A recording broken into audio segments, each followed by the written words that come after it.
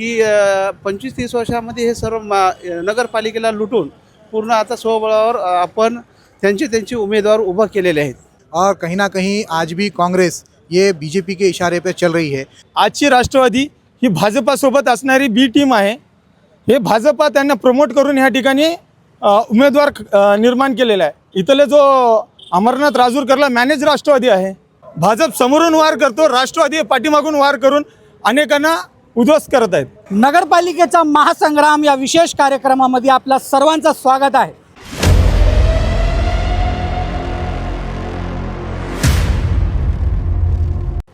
बोला नांदेडची टीम आहे सध्या देगलूर शहरात। देगलूर शहराचे वैशिष्ट्य म्हणजे 3 राज्यांची बॉर्डर, महाराष्ट्राचं एंट्री पॉइंट, इथून आर्थिक व्यवस्था, आर्थिक दळणवळणाचा मुख्य ठिकाण। आज मी आहे देगलूरमध्ये। देगलूरची मागची जी निवडणूक झाली होती ती रंगतदार ठरली होती। 50-50% असं वातावरण होतं। नगराध्यक्ष थेट जनतेतून काँग्रेसचं निवडून आलं, त्याच्यानंतर काही 10-12 नगरसेवक राष्ट्रवादीचे निवडून आले, म्हणजे 50-50 असा चान्स होता। पण या निवडणुकीत जनता कोणाच्या पाठीशी आहे, इथल्या नेत्यांना, इथल्या पदाधिकाऱ्यांनी, इथल्या सामान्य जनतेला विचारूया। शिंदे गटाकडून आपली उमेदवारी आहे, आपण निवडणुकीला उभं टाकलेले आहेत। तुमचे जे कोणी प्रतिनिधी असतील, काय वातावरण आहे, निवडणूक कशी चालली आहे? साहेब, सर्वांना माझा जय महाराष्ट्र। आज देगलूरच्या रणधुमाळीमध्ये खूप मोठं परिवर्तन होणार आहे। आजपर्यंत राष्ट्रवादी आणि काँग्रेसचं पूर्ण राज्य होतं, जवळपास 25-30 वर्ष राज्य होतं। त्या या कार्यकाळामध्ये देगलूरची एवढी दुर्व्यवस्था झालेली आहे। आज माझी महाराष्ट्रामध्ये 1 नंबरवर दुर्व्यवस्थेवर आहे। तर आज ह्या लोकांना सुजाण आज एवढं जागृत झालेले आहेत की 25-30 वर्षामध्ये हे सर्व नगरपालिकेला लुटून पूर्ण आता स्वबळावर आपण त्यांचे उमेदवार उभा केलेले आहेत। तर आज त्यांच्याकडं फक्त पैसे वाटून नगरपालिका काबीज घेण्याच्या तयारीमध्ये आहे। तर आज हे लोक सर्व जागृत झालेले आहेत। त्याच्यासाठी तिसरा पर्याय म्हणून शिंदे साहेबाचं पक्ष निवडलेले आहेत। आज साहेब आम्ही क्रमांक 4वर होतो, आज आम्ही 2वर आलेलो आहोत। 2 दिवसामध्ये आम्ही पण 1 नंबरवर येणार ही आम्हाला खात्री आहे।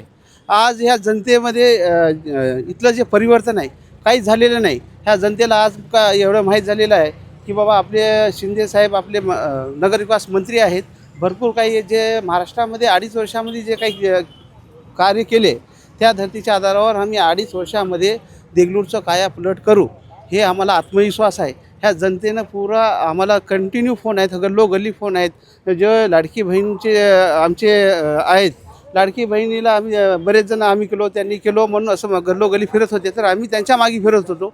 तर ते बहिणी आम्हाला म्हणत होते, साहेब तुमचे शिंदे साहेब केलेत म्हणून हे सर्व आम्हाला 1500 रुपये भेटायलेत, आम्हाला अभिमान वाटते। त्यासाठी आम्ही कोणाला पैसे मतदान न करता आम्ही शिंदे साहेबाच्या पक्षाला, शिवसेनेलाच मतदान करून निवडून आणून आणि आम्ही इथं भगवा फडकू आणि आमच्या देगलूरचा विकास करून घेऊ, त्यांच्याकडून आम्हाला असं सांगण्यात आलं।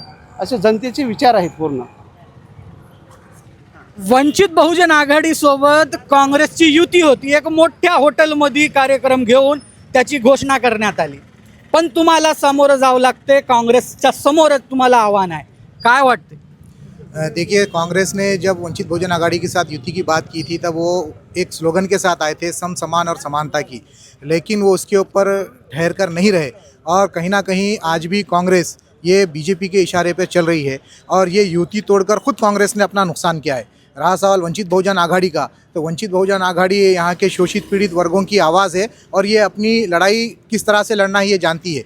ये स्थानिक स्वराज्य संस्था के इलेक्शंस है, यहाँ पर ना ही राज्य और केंद्र के अंदर कौन सी गवर्नमेंट क्या स्कीम इम्प्लीमेंट करती है वो माने नहीं रखती है। यहाँ माने रखती है कि सड़कें कितनी पक्की बनी हुई है, पीने के लिए साफ़ पानी मिलता है क्या, स्ट्रीट लाइट्स है क्या, और जो आरोग्य की जो प्राथमिक सेवाएं होती है वो है क्या, और प्राथमिक एजुकेशन शिक्षण के लिए यहाँ पे स्कूल्स और बाकी चीज़ें उपलब्ध है क्या। तो मैं आपको ये बता दूं कि पिछले 5 साल से यहाँ पर जो पानी पुरवठा होता है करटखेल डैम से, वहाँ की सारी मशीनें बंद पड़ी हुई हैं। डायरेक्ट तालाब से गंदा पानी ये नलों के ज़रिए से गरीब लोगों तक आता है। ये गंदा पानी पीने की वजह से लोग बीमार होते हैं और अस्पतालों के अंदर जाते हैं। यहाँ के जो सरकारी अस्पताल और प्राइवेट अस्पताल है ये सिर्फ और सिर्फ लोगों के लिए लाशों के अड्डे बने हुए हैं।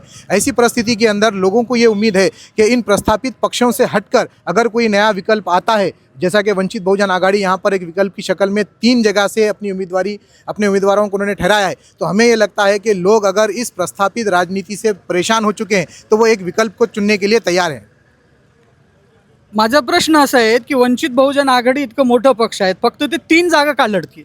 देखिए, कांग्रेस ने जब हमारे साथ युति की बात कही थी तब हमको ऐसा लगा था कि अगर वंचित बहुजन आघाड़ी और कांग्रेस की युति हो जाएगी तो यहाँ पर भारतीय जनता पार्टी और उसके जो मित्र पक्ष है, जो समाज के अंदर नफरत बोने का काम करते हैं, उन्हें हराने के लिए कहीं ना कहीं वंचित बहुजन आघाड़ी को समझदारी से काम लेना चाहिए। हम पर हमेशा ये आरोप लगते आए हैं कि वंचित बहुजन आघाड़ी ज़्यादा सीटें मांगती है, इसलिए हमने शुरू से ही 3 सीटें मांगी और हमने सिर्फ 3 ही कैंडिडेट का यहाँ पर फॉर्म भरा। अब लोगों के सामने ये बात खुलकर आ चुकी है कि अब तक जितने भी आरोप बाला साहब अम्बेडकर के ऊपर लगते आए हैं कि वंचित बहुजन आघाड़ी ज़्यादा सीटें मांगती हैं, ये बिल्कुल निराधार है, बिल्कुल गलत है। वंचित बहुजन आघाड़ी ने 27 सीटों में से सिर्फ 3 सीटें मांगी थी और वो 3 सीटों पर भी मजबूत है और आने वाले वक्त में बता देंगे कि कांग्रेस ने इस आघाड़ी को साथ में ना लेकर, युति ना कर खुद का कितना बड़ा नुकसान किया है। यांचं म्हणणं असं आहे की काँग्रेसनं आघाडी केली नाही म्हणून त्यांचं नुकसान होईल, याच्यावर आपलं काय म्हणणं आहे? नाही, त्यांच्याशी बोलणं चालूच होतं. ते पक्षश्रेष्ठी जो निर्णय घेतलेला आहे, ज्या ठिकाणी त्यांनी उमेदवारी मागल्या त्या ठिकाणचे उमेदवार पूर्वीच डिक्लेअर झाले होते, त्यामुळे त्या ठिकाणी हे झालं नाही. पण पक्षासोबत जे युतीचे संबंध आहेत ते उमेदवार ठेवण्यासाठी पक्ष ते प्रयत्न करण्यासाठी सक्षम होता आणि त्यांच्यासोबत पर्याय ठेवले होते. ते त्यांना न मान्य करता त्यांनी स्वतंत्र लढण्याचं डिसिजन घेतलेलं आहे. याचा फटका तुम्हाला बसेल कसं वाटतंय, हे युती जिल्ह्यात झाली नाही म्हणून?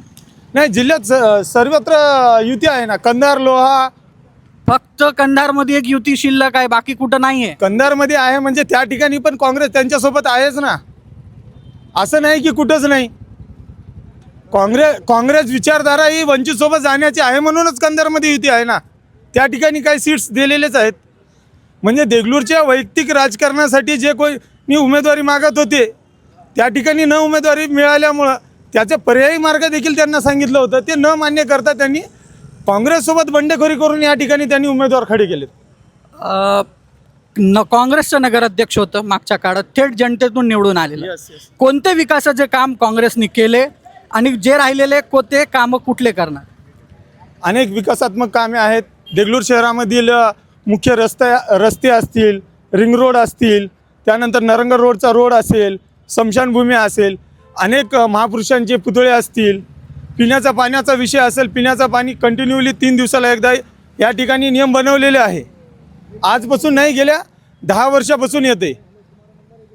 हे प्रशासकीय काळामध्ये काही वेळेस प्रशासनासोबत जोपर्यंत नेता राहणार नाही तोपर्यंत प्रशासन स्वतःच्या मनमानीनं कारभार करत असताना काही चुका झालेल्या आहेत प्रशासनाकडून. पण मोगलाजी शिरशेटवर साहेब हे जेव्हा अध्यक्ष होते त्यावेळेस पाण्याचा प्रश्न उद्भवलेला नाही. देगलूर शहरात ह्या आपल्या शिवाजी पार्कमध्ये पाण्याची टाकी बसवलेली आहे, विद्यानगरमध्ये पाण्याची टाकी बसवलेली आहे. असे अनेक प्रकल्प आहेत जे की देगलूरला विकासाकडे नेण्यासाठी प्रयत्न चालू आहे. विकासासाठी प्रयत्न चालू आहेत तुम्ही म्हणतायत. तुमची लढत थेट कोणासोबत आहे? आमची थेट लढत राष्ट्रवादी काँग्रेस अजित पवार गटासोबत आहे. जे लोक काँग्रेसमध्ये आता सामील झाले आणि ज्यांना उमेदवारी भेटली ते एका काळी त्याच राष्ट्रवादीचे भाग होते, आता काय म्हणणे? ते शरदचंद्र पवार यांच्या राष्ट्रवादीमध्ये होते. आजची राष्ट्रवादी ही भाजपासोबत असणारी बी टीम आहे. हे भाजपा त्यांना प्रमोट करून ह्या ठिकाणी उमेदवार निर्माण केलेला आहे. इथले जो अमरनाथ राजूरकरला मॅनेज राष्ट्रवादी आहे. म्हणजे इथं भाजपाला इथं एकंदरीत विधानसभेमध्ये जास्त मतदान पडलं असताना देखील या ठिकाणी भाजपाला उमेदवार भेटत नाहीत आणि भाजपाची पूर्ण टीम ही राष्ट्रवादीचं काम करते. आणि राष्ट्रवादीमध्ये जे काही उमेदवार आहेत ते सर्व भाजपामधून गेलेले उमेदवार आहेत. त्यांची विचारसरणी एक आहे, भाजप समोरून वार करतो, राष्ट्रवादी पाठीमागून वार करून अनेकांना उद्ध्वस्त करत आहेत. हे निवडणूक भावनिक दृष्टीने जात आहेत, त्याचं मूळ कारण काय? हे देगलूरची निवडणूक भावनिक होत चालली आहे. देगलूरकर हे आज ह्या ठिकाणी सांगतो मी तुम्हाला की मटकेवाल्याला गुटखेवाल्याला उमेदवारी दिल्यामुळं जो देगलूर शहरामध्ये मटक्याचा खूप मोठा व्यवसाय करतो, जो पत्त्याचा क्लब चालवतो, त्याच्यासोबत न राहता सर्वसामान्य नागरिक हे भावनिक होऊन काँग्रेस हा देशामध्ये एक चांगल्या प्रकारे एक अजेंडा घेऊन चालत आहे, जो संविधानाचा अजेंडा घेऊन चालत आहे. त्या संविधानाच्या अजेंड्यासोबत देगलूरचे नागरिक आहेत. तुम्ही अपक्ष म्हणून उमेदवारी भरली, अपक्षाचं वेगळंच वातावरण असतो, तुमचं काय? आता तुम्ही बघितलं सगळ्यांच्या प्रतिक्रिया घेतल्या, त्यामध्ये बघायला गेलं तर काँग्रेस, राष्ट्रवादी, शिवसेना, हे भारतीय जनता पार्टी हे अनेक जणांच्या आघाड्यासाठी स्वार्थापोटी या ठिकाणी आघाड्या करत आहेत. आणि मी या ठिकाणी अपक्ष यासाठी फॉर्म भरलेला आहे की लोकांचे मूलभूत जे प्रश्न आहेत ते एका बाजूला राहून आणि दुसऱ्याच्या एकमेकावर आरोप करणं चालू आहे. आणि या ठिकाणी बघायला गेलं तर मोठे मोठे चेहरे घेऊन या ठिकाणी स्थानिक स्वराज्य संस्थेच्या निवडणुका लढवत आहेत. तसं बघायला गेलं तर काँग्रेसच्या वतीने या ठिकाणी ज्या बौद्धांची वस्तू त्या ठिकाणी व्यापारी संकुल बांधण्यात आले आहे, त्यामुळं आमचा बौद्ध समाज मोठ्या प्रमाणात नाराज आहे. त्यामुळं मलाही भरपूर जणांची मागणी होती की तुम्ही या पक्षाकडून, पण मी अपक्ष यासाठी लढलं की या ठिकाणी एका चेहऱ्यावर मतदान होतं, ना की एका भावनिकतेवर होत नाही. तर लोकांना इथं विकास पाहिजे, विकासाच्या मुद्द्यावर जर तुम्ही हात घातला तर या ठिकाणी या इथल्या नागरिकांना न्याय मिळणार आहे. आणि त्यांचे विकासाचे मुद्दे घेऊन या निवडणुकीला समोर गेलं तर दुसऱ्या बाजूला गेलं तर राष्ट्रवादीचे, तुम्ही तर माहीत आहे राज्यामध्ये राष्ट्रवादीचे कशा पद्धतीने महारत्नाचे जागे कोणी लाटलेले आहेत हे पण त्याच्यामध्ये आहे. तुम्ही राज्याबरोबर तुम्ही शहराबद्दल बोला ना, इथं पाण्याची व्यवस्था कशा करणार, कचरा व्यवस्थापन संदर्भात काय बोलणार, दिवा लाईट चालू आहे का या ठिकाणी, रस्त्याला पायवाट आहे का, मग चलताना असं फुटपाथचा रस्ता आहे का, या ठिकाणी कशा पद्धती ट्रेन, अनेक मुद्दे असे आहेत की स्थानिक पातळीवरचे जे महत्त्वाचे मुद्दे आहेत या ठिकाणी, त्या मुद्द्याला हात न घालता एकमेकाचे आरोप, हे मटक्यावाला आहे, भावनिक आहे, यांनी त्यांच्या आहेत इकडून तिकडे उड्या मारतात, त्यांच्याकडून जिकडे त्याच्याकडे उड्या मारतात. त्यामुळे इथले जे नागरिक आहेत परेशान झाले आहेत. आम्ही यावेळेस मतदानच करणार होतं असं काही जणांचं म्हणणं होतं आणि मला लोकांनी सांगितलं होतं की आम्हाला कोणताही चेहरा नको आहे, तुम्ही पत्रकारितेमध्ये असल्यामुळे तुम्ही थांबा, एक अपक्ष चेहरा आम्हाला हवा आहे आणि अपक्ष चेहरा म्हणून हे निवडणुकीला समोर जात आहे. तुम्हाला काय विचार मी सांगू शकतो देगलूरबद्दल? अजून देगलूरच्या मुख्य समस्या काय आहेत? मुख्य समस्या देगलूरमध्ये बघायला गेलं तर डेली पाण्याची गरज आहे. देगलूरला 3 दिवसाला पाणी येतं, 2 वर्ष पाणी सरणासारखं या ठिकाणी सर्वांनी या ठिकाणी आहे. करटखेल तलावामधून या ठिकाणी जे 8 टाक्या पाहिजेत, 5 लिटर देगलूरला पाणी लागतं. त्यामुळं या ठिकाणी पाण्याची समस्या आहे. आणि गटार योजनेची तर बट्ट्याबोळ झाल्या, 54 कोटी रुपये पाण्यात गेलेले आहेत. हे टॅक्स आपल्या जनतेच्या ह्याच्यातून जातं, त्याबद्दल कोणी बोलायला तयार नाही. तसं बघायला गेलं तर 700 कोटी रुपयाचं इथं या ठिकाणी लागते. मातंग समाजाची स्मशानभूमी आहे, त्या संदर्भात बोलायला कोणी राजी नाही. दुसऱ्या बाजूला बघायला गेलं तर अनेक ग्रामीण भागामध्ये इथं लमानी तंडा आहे, त्या लमानी तंडामध्ये अजूनही बघा तुम्ही जाऊन कॅमेरा जाऊन दाखवा, त्या ठिकाणी कसल्या पद्धतीच्या मूलभूत सुविधा नाहीत, नाली नाही, रस्ते नाहीत, त्यांना राहण्यासाठी भाड्यासारखे काहीतरी जमीन द्यायला पाहिजे होते, त्याबद्दल कोणी बोलत नाहीत. असे अनेक विकासाचे काम आहेत, या संदर्भात न बोलता दुसरेच आरोप एकमेकावर करणं चालू आहे. त्यामुळे मूलभूत प्रश्न एका बाजूला राहत आहेत आणि निवडणुकीला समोर जात आहेत. मूलभूत प्रश्न निवडणुकीच्या बाजूला करतायत आणि निवडणुकीला समोर जातात. हे निवडणूक तर मूलभूत प्रश्नावर झाली पाहिजे, हे प्रश्न तुमचाच आहे. हो, आमच्या मॅनिफेस्टोमध्ये आहे ना, ज्या लोकांची वस्ती बसलेली आहे या ठिकाणी असेल किंवा क्रांतीनगरची वस्ती असेल, आम्ही म्हाडाच्या धर्तीवरती नगर परिषदेच्या वतीनं म्हाडा टाईप त्या लोकांना घर बांधून देण्याचा संकल्प केलेला आहे. त्यानंतर डॉक्टर बाबासाहेब आंबेडकरांच्या नावाने देगलूर शहराच्या प्रवेशद्वाराला नाव देण्यात येणार आहे. त्याचबरोबर हैदराबाद रोडहून येणाऱ्या प्रवेशद्वारावर हजरत शाह रफायुद्दीन दर्ग्याच्या नाव देणार आहोत. ही सर्व विकास कामं करणारच आहोत ना.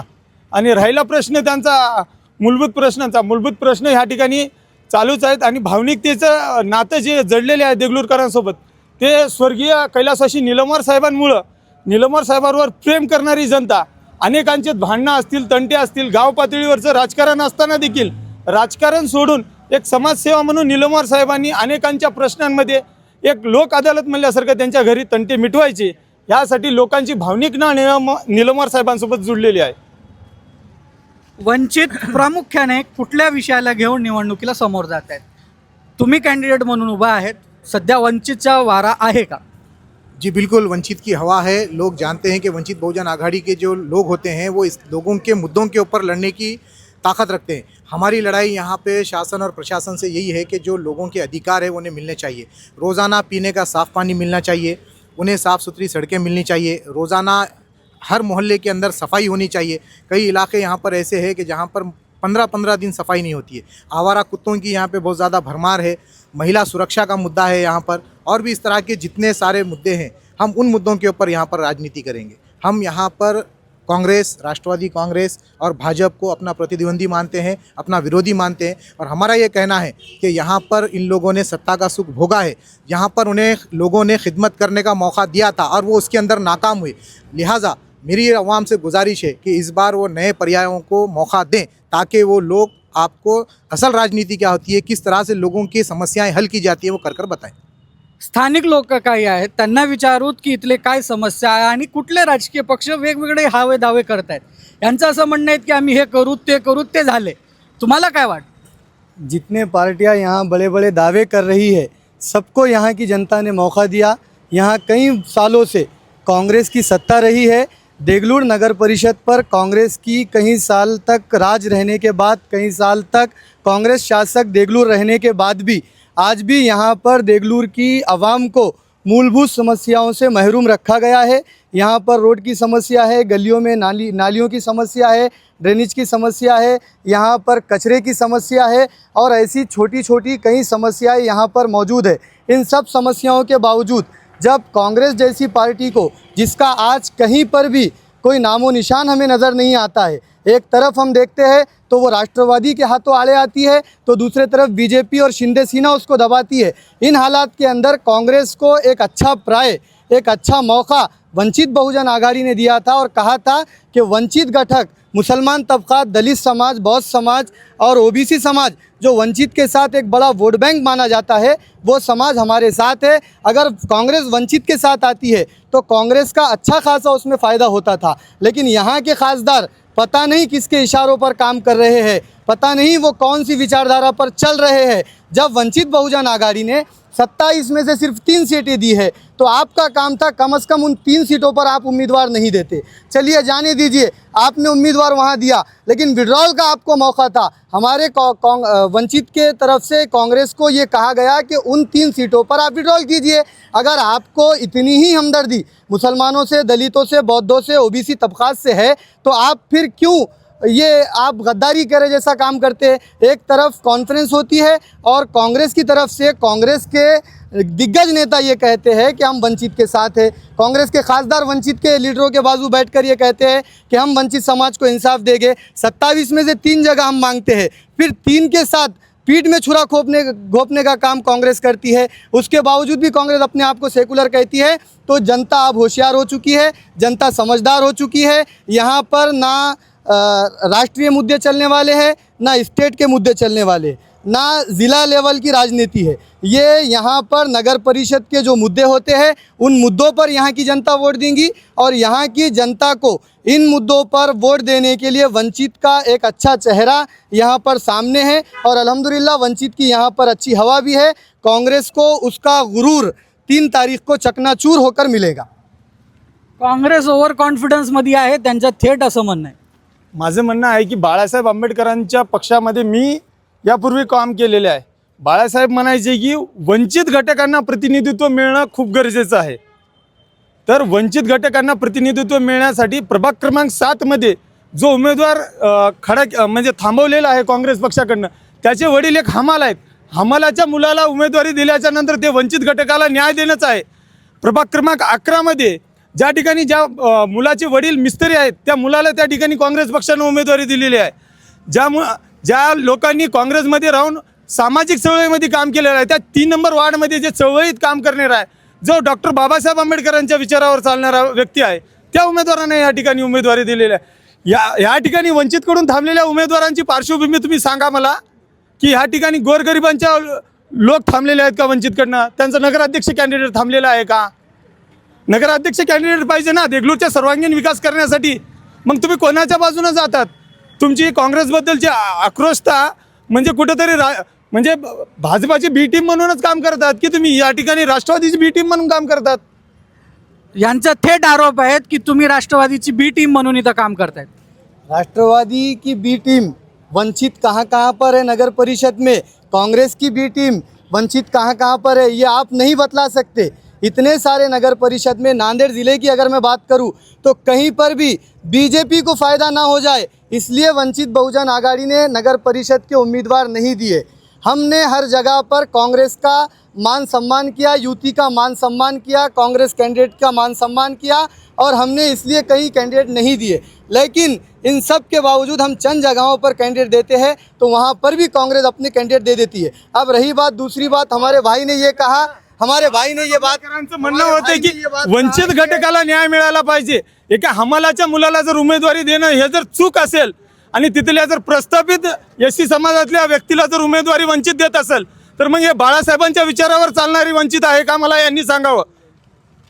20-20 साल से जो नगर सेवक कांग्रेस से चुन के आ रहे थे उनको हटाकर किसी हम्माल को वहां पर टिकट देना था। हम मानते थे कांग्रेस सेकुलर पार्टी है और कांग्रेस ने किसी हम्माल के बेटे को वहां से टिकट दिया। कांग्रेस वैसा नहीं करती। जहां से 20 साल से कोई नगर सेवक चुनकर आ रहा उसको 25वीं मर्तबा 25 साल में भी उसी को टिकट दिया जाता है। और जहां वंचित की रिजर्व सीट है वहां पर एक हम्माल को, एक मजदूर को, एक रोज काम करने वाले को टिकट देकर ये कहा जाता है कि वंचित के जगह पर हमने एक मजदूर को, हम्माल को टिकट दिया। तो ये युति मान सम्मान वाली युति नहीं है। माझं म्हणणं आहे का, ज्या ठिकाणी वंचितनं आजपर्यंत लोकसभा आणि विधानसभेच्या बूथवरती पाहावं, त्यांनी त्या वार्डामध्ये जर आहे की नाही 50च्या वरती मतदान घेतले असतील तर त्या ठिकाणी उमेदवारी मागावी।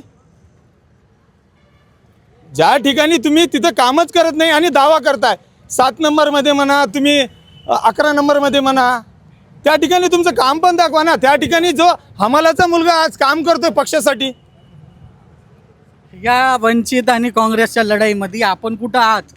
साहेब याच्यामध्ये आता आम्ही तर बघायलो आहोत, ह्या काँग्रेस असू द्या, राष्ट्रवादी असू द्या, हे दोघांची बी टाईम आहे। आपलं बी जे पी बी टाईम आहे, डमी उमेदवार दिला।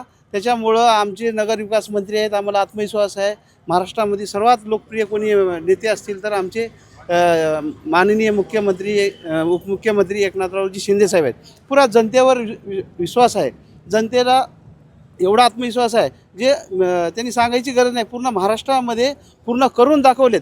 ते आम्हाला विश्वास आहे ह्या वेळेस ह्या तिन्ही पक्षाला मात करून शिंदे साहेबाला संधी देतात आणि संधीचं सोनं करून घेतात, हे एवढं आत्मविश्वासानं सांगतो।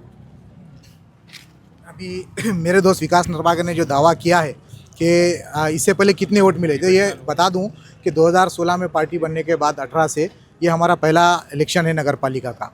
और मैं यहाँ पे दावे के साथ कहूँगा, मैं 3 हो चुकी है जी वो बारे में बोल रहा हूँ। मैं जिस वार्ड में वंचित से काम करता था वहाँ पे 600 1200 वोट मिलते थे वंचित को। इन्हों जिस वार्ड से ठहर रहे हैं वो वार्ड में वंचित को कितने वोट मिले हैं वो बोलना चाहिए मेरे को। मेरा कहना है उस वक्त में हमारे कार्यकर्ता कम थे, हमारी टीम मजबूत नहीं थी। आज हम मजबूत है और आज राष्ट्रवादी कांग्रेस अजीत पवार गठ के सामने कांग्रेस का देगलूर नगर परिषद में कोई अस्तित्व बाकी नहीं है। इसलिए हमने प्रपोजल दिया था कि कांग्रेस का अस्तित्व यहाँ पर बच सकता है, कांग्रेस का नगर अध्यक्ष यहाँ पर आ सकता है। अगर रही बात वोट की तो फिर बिहार में आपका क्या हुआ? बिहार में तो आप बहुत बड़ी पार्टी थी, आपने इतने सीटों पर इलेक्शन लड़ा लेकिन 6 सीट बच गए। बात यहाँ के मुद्दे पर बात ये है कि हमारे वहाँ पर उस टाइम पे कार्यकर्ता कम थे, तो देगलूर की जनता का आक्रोश कांग्रेस के ऊपर ये है कि देगलूर के अंदर अगर कांग्रेस को अपना अस्तित्व बचाना था तो देगलूर में कांग्रेस वंचित के साथ आना था। कांग्रेस ने वंचित के साथ ना आकर के एक बड़ी गलती की। मीटिंग हो चुकी है, ये सब जो यहाँ के जिम्मेदारान हैं, जो भी वंचित के जिम्मेदार, जे भी वंचित बहुजन आघाडीचे जे जिम्मेदार होते त्यांच्यासोबत सन्मानपूर्वक ह्या ठिकाणी मीटिंग झालेली आहे। त्यांना सन्मानपूर्वक त्यांची जे भावना आहे, त्यांचं जे म्हणणं आहे ते काँग्रेस पक्षाने ऐकलेले आहे। त्यांना न्याय देणारीच भूमिका काँग्रेस पक्षाची होती। या ठिकाणी त्यांना जरी उमेदवारी नसेल पण काँग्रेस पक्षाकडून जो वंचितचा अजेंडा आहे तो काँग्रेसचा अजेंडा आहे। हा समजून नगरपालिकेच्या जो विकास करायचा मुद्दा आहे, त्यांचाही विकासाचाच मुद्दा आहे, तो मुद्दा स्वतःहून नगर परिषदेच्या मॅनिफेस्टोमध्ये टाकून त्यांना सन्मानच देणार होतो।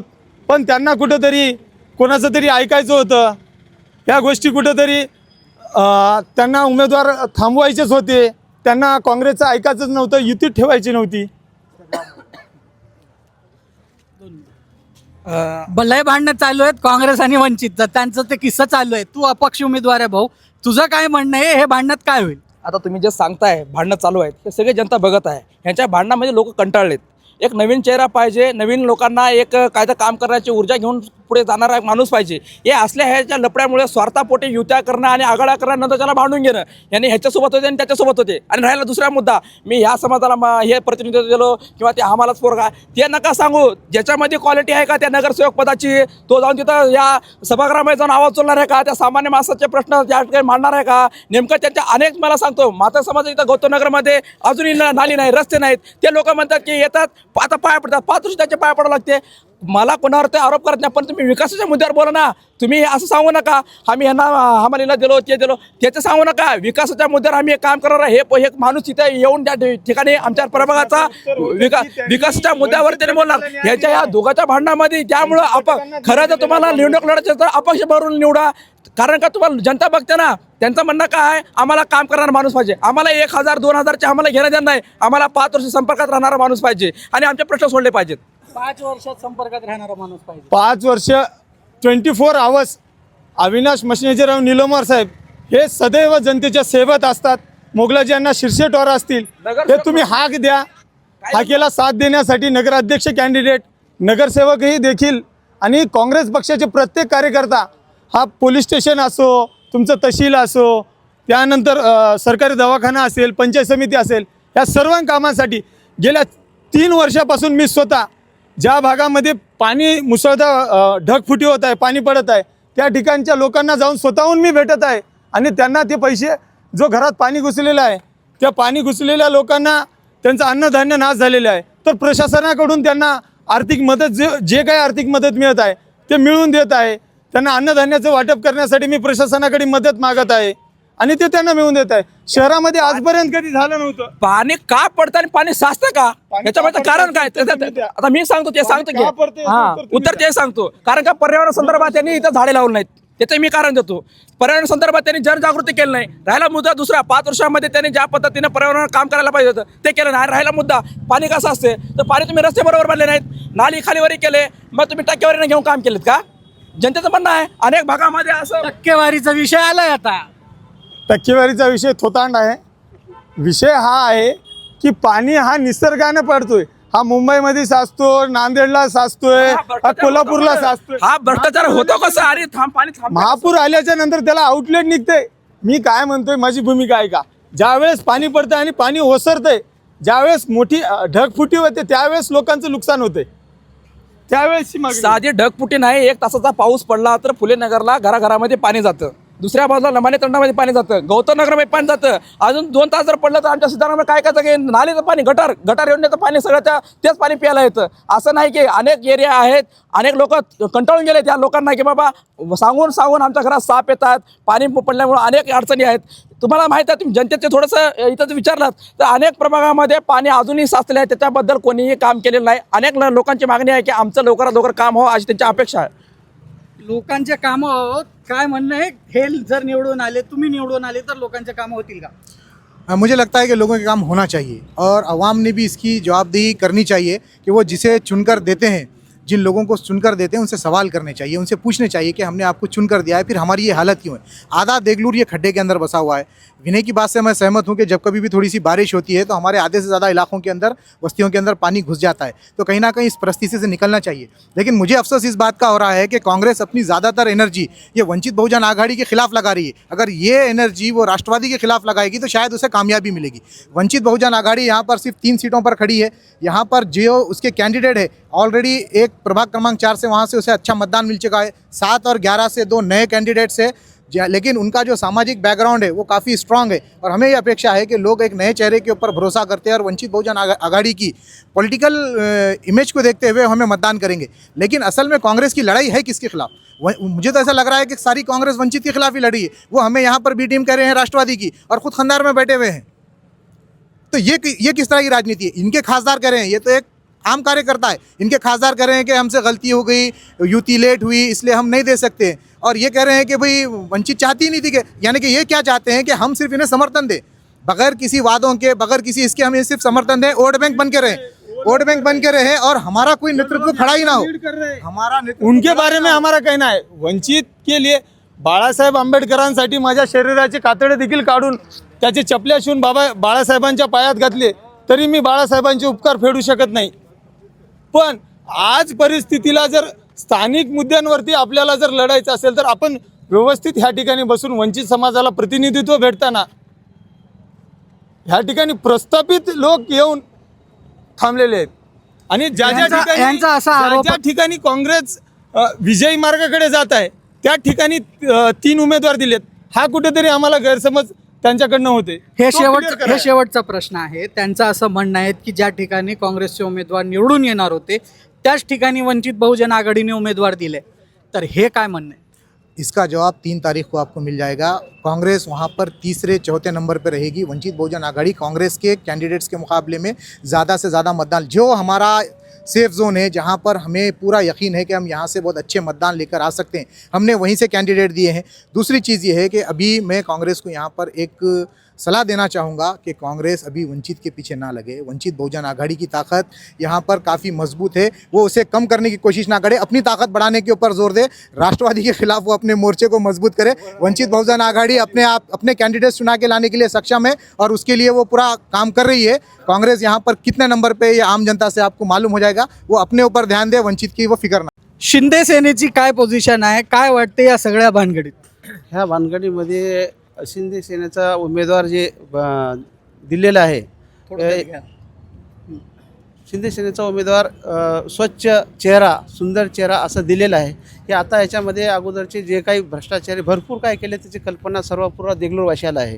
तर देगलूर जनतेचं एकच जनता परेशान आहे. जनतेमध्ये असं म्हणणं आहे, अरे बाबा कोणाला ते इकडे दिलं तर काय, तिकडे दिलं तरी काय, तिकडे दादागिरी, हर गल्लीमध्ये मटके चालतील, दादागिरी चालेल, दारू वाढेल, काही वाढेल, अनेक असं जनता म्हणायली.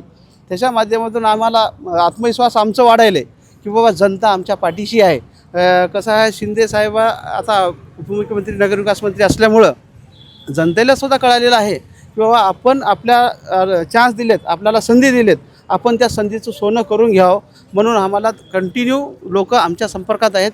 आम्ही हे 100% निवडून देणार आणि संधीचं सोनं करून घेणार, हे आम्हाला मी आत्मविश्वासाने सांगतो तुम्हाला. अपक्ष उमेदवार आहे. शेवटचं 2 शब्दात सांगायचं की का मतदान करावं?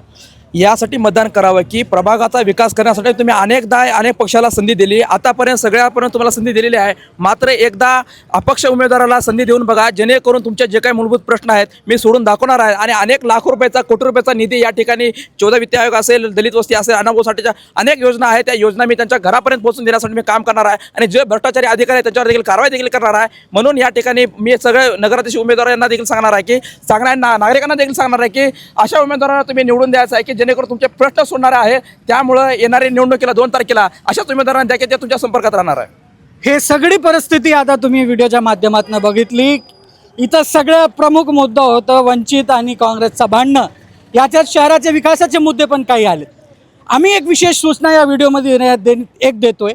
आम्ही तालुक्यामध्ये राष्ट्रवादी, अजित पवार गट आणि BJP या दोन्ही पदाधिकाऱ्यांना फोन केले, त्यांना संपर्क करण्याचा प्रयत्न केला, त्यांच्यामधले कोणी रिस्पॉन्स दिला नाही.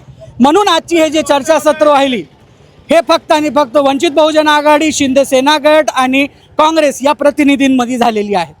पुढं बघणं गरजेचं आहे की 3 तारखेला कोण निवडून येईल, कोणता नगराध्यक्षाचा उमेदवार निवडून येते. खूप खूप धन्यवाद.